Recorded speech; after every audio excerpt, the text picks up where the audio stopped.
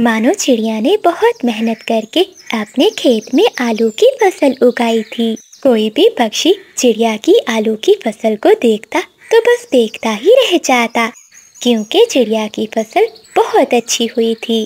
कबूतर, ये आलू की फसल तो बहुत अच्छी है, ये किसने उगाई? कौवे, ये खेत चिड़िया का है, वही यहाँ पर खेती करती है, मैंने उसे कई बार देखा है, मानो बहुत मेहनती है। ऐसा कहते हुए कबूतर वहाँ से चला जाता है। बादल जी, ये आलू जिसके भी हो बस तुम तोड़ लो, मेरा आज आलू की चिप्स खाने को बहुत मन कर रहा है।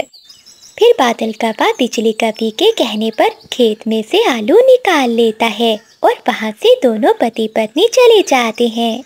मम्मा, आज आप हमारे लिए दाना लेने दूर ना जाएं, बाहर का मौसम बहुत खराब हो रहा है। मीना बेटी, आप चिंता नहीं करो, मेरी अब आलू की फसल तैयार हो गई है, मुझे दाना लेने जाने की कोई जरूरत नहीं है। ठीक है मम्मा, फिर तो मैं भी आपके साथ जाऊंगी, मुझे भी आलू देखने का बहुत शौक है। फिर वो दोनों माँ बेटी अपने घर से निकल जाती हैं और अपने खेत में पहुँच जाती हैं। अरे ये क्या मीना बेटी, लगता है किसी ने मेरे खेत में से आलू चुराए हैं, क्योंकि मैंने तो अभी तक आलूओं को पंख नहीं लगाया। मम्मा, आपने आलू उगाने में बहुत मेहनत की है, हम किसी को ऐसे अपने आलू नहीं चुराने देंगे, हम दोनों बारी बारी अपने खेत की रखवाली करेंगे। ठीक है मीना बेटी, मैं घर जाकर आपके लिए भोजन बनाती हूँ, तब तक आप खेत की रखवाली करो। फिर मानो चिड़िया खेत से कुछ आलू निकालती है और टोकरी भरकर घर ले जाती है। पति जी, चिड़िया के आलू की चिप्स कितनी मजे की बनी थी, आज तो मेरा आलू वाले पकोड़े खाने को मन कर रहा है। बस इतनी सी बात, पकोड़े खाने का तो मेरा भी बहुत मन कर रहा है, तुम चूल्हे में आग जलाओ, मैं अभी आलू लेकर आता हूँ।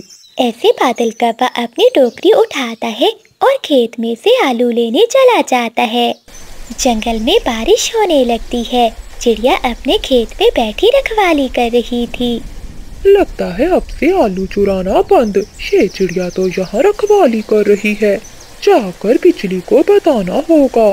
फिर बादल कौवा वापस अपने घर जाता है और वो अपनी पत्नी को सारी बात बताता है। अच्छा, तो छोटी चिड़िया इतनी चालाक हो गई है कि अब खेत पर पहरा देगी, लेकिन मैं भी बिजली हूँ, आलू के पकोड़े तो खाकर ही रहूंगी, तुम चलो मेरे साथ। बारिश भी रुक जाती है, बिजली कवि बादल कौवा दोनों चिड़िया के पास जाते हैं, लेकिन बादल कौवा पेड़ के पीछे छुप जाता है, जबकि बिजली कवि चिड़िया से बात करती है। चिड़िया बहन, तुम यहाँ बैठी क्या कर रही हो? तुम्हारा घर तो पेड़ से नीचे गिर गया है, तुम्हारे बच्चों को बहुत चोट आई है, जल्दी से चलो। क्या ये तुम क्या कह रही हो बिजली, मेरे बच्चों को चोट आई है? बिजली की बात सुनते ही चिड़िया रोती हुई वहाँ से चली जाती है। चिड़िया के जाते ही वो पति पत्नी ढेर सारे आलू खेत में से निकाल लेते हैं। चिड़िया जब अपने घर पहुँचती है तो उसके बच्चे और घर बिल्कुल ठीक था। अरे बच्चों, तुम दोनों तो ठीक हो, लेकिन उस कवि ने मुझसे झूठ क्यों बोला? मम्मा, कहीं वो कौवे ही तो चोर नहीं है, वरना आपसे झूठ बोलकर उनका क्या फायदा। फिर मानो चिड़िया और उसके दोनों बच्चे भागते हुए खेत पर जाते हैं। तब तक तो वहाँ से काफी सारे आलू गायब हो चुके थे। मीना, तुमने ठीक ही बोला था, वो कभी झूठी निकली। मेरे खेत से कितने सारे आलू चुरा कर ले गए हैं वो कौवे, अब मैं कभी उनकी बात पर यकीन नहीं करूँगी। ऐसे मानो चिड़िया अब और भी ज्यादा होशियार हो जाती है। अब से वो अपने खेत पर और भी ज्यादा रखवाली करती है। बिजली, अब तुम क्या झूठ बोलोगी? चिड़िया इस बार तुम्हारी बात पर विश्वास नहीं करने वाली। बादल जी, इस बार मैं नहीं जाऊंगी, अब तुम जाकर बोलोगे कि चिड़िया के घर को आग लगी है। फिर बादल कौवा मानो चिड़िया के खेत में पहुंच जाता है और वो चिड़िया से कहता है, चिड़िया बहन, तुम्हारे घर को आग लग गई है, जल्दी चलो, सब जल रहा है। धन्यवाद कौवे भैया आपका, जो आप मुझे बताने के लिए यहाँ आए। अब आप यहाँ से जा सकते हो, मुझे बहुत काम करने हैं, मैं अपने खेत का सारा काम खत्म करके ही जाऊंगी। चिड़िया की ये बातें सुनकर बादल कौवा चुपचाप वहाँ से चला जाता है। पेड़ के पीछे छुपी बिजली कवि सब सुन रही थी।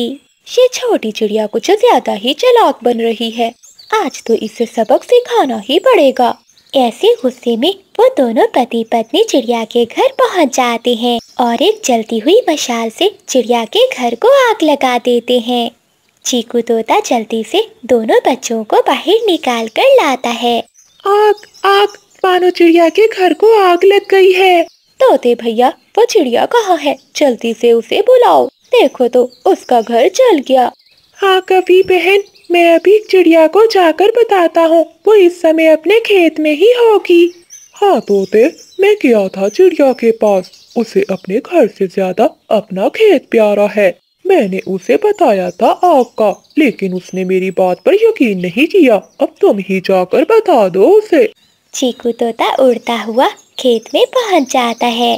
मानो बहन, तुम यहाँ बैठी हो और वहाँ तुम्हारा घर पूरा जल गया है। लगता है ये तोता भी उन कपों के साथ मिला हुआ है। ये भी अब वही बोल रहा है जो कपे ने कहा था, पर मैं आज इनकी चाल में नहीं आने वाली। चिड़िया बहन, क्या सोच रही हो? सब जलकर राख हो रहा है। तुम्हारे बच्चों के पंख भी जल गए हैं। जल्दी करो, मैंने बहुत मुश्किल से उन्हें घर से निकाला है। तोते भैया, क्या सच में मेरे घर को आग लगी है? कहीं आप झूठ तो नहीं बोल रहे? अरे चिड़िया बहन, मैं क्यों झूठ बोलूँगा। अब चलो जल्दी। मानो चिड़िया को तोते की बात पर यकीन आ जाता है और वो जल्दी से अपने घर की ओर भागती है। चिड़िया का पूरा घर जलकर राख हो चुका था, लेकिन कपे वहाँ नहीं थे। वो तो चिड़िया के जाते ही उसके खेत से आलू निकालने में लगे हुए थे। बादल जी, आलू तो हमने ढेर सारे चुरा लिए, लेकिन अब वो छोटी चिड़िया कहाँ रहेगी? बरसात का मौसम भी है, अब तो वो दर दर के ठोकरें खाएगी। हाँ बिजली, तुम ठीक कह रही हो। भला कोई पक्षी हम कपों का मुकाबला कर सकता है?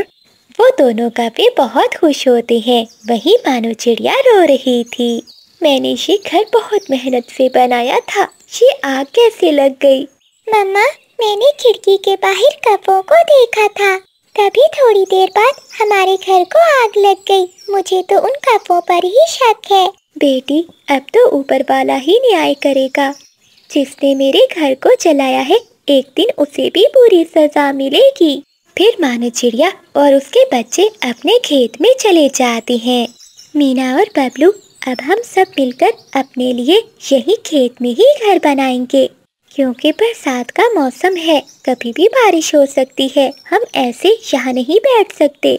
फिर मानो चिड़िया जंगल से सूखी लकड़ियाँ लाती है और बच्चे सूखे तिनके। वो सब मिलकर अपने लिए एक रहने के लायक घर बना लेते हैं।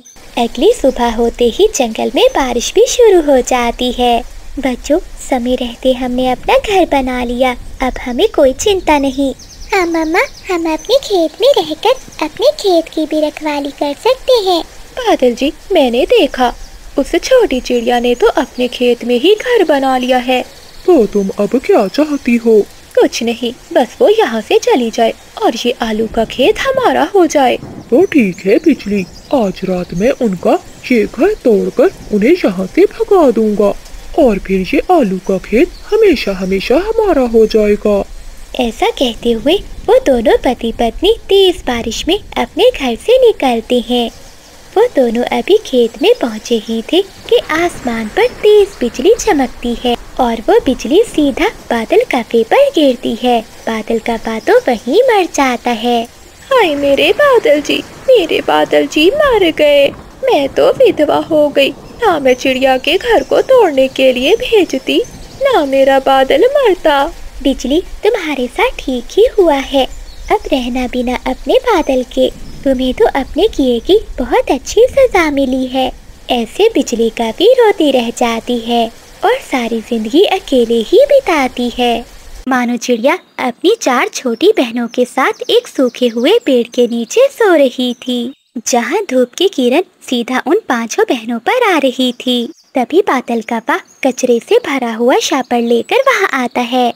अरे चिड़ियों, उठो उठो उठो, यहाँ मैं रोज कचरा फेंकता हूँ, न जाने इनको यहाँ नींद कैसे आ गई। अच्छा, सोती हैं तो सोती रहे, मुझे क्या, मैं तो कचरा फेंक के यहाँ से जा रहा हूँ।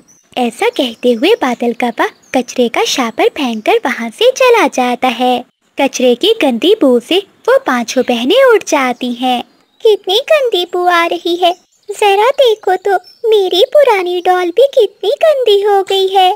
ऐसा कहते हुए मानो चिड़िया की सबसे छोटी बहन रोने लगती है। छोटी चुप कर जाओ, रो मत, मैं तुम्हें नई डॉल ले दूंगी। झूठ झूठ झूठ, तुम बस झूठ बोलती हो। आप हमारे लिए आज तक कोई भी अच्छा सा घर नहीं बना सकी। जरा देखो तो हमें कचरे में सोना पड़ता है। ये सुनकर मानो चिड़िया बहुत उदास हो जाती है। यही तो दुख है छोटी, मगर मैं कोशिश कर रही हूँ। छोटी ऐसा नहीं कहते, मानो हमारी बड़ी बहन है। मैं और मानो बहन जा रही हैं जंगल में काम ढूंढने। फिर मानो चिड़िया अपनी बहन पूजा को लेकर वहाँ से चली जाती है। जंगल में बहुत गर्मी थी। दीदी जरा रुको, मैं बहुत थक गई हूँ। फिर वो दोनों बहनें एक पेड़ के नीचे रुक जाती हैं। मानो बहन, जंगल में बहुत गर्मी है। ऐसी गर्मी में उड़ उड़ कर मेरे तो पंख भी जल रहे हैं। पूजा, मैं समझ सकती हूँ, लेकिन हमें अपनी बाकी बहनों के लिए उड़ना ही है। फिर मानो चिड़िया अपनी बहन पूजा को लेकर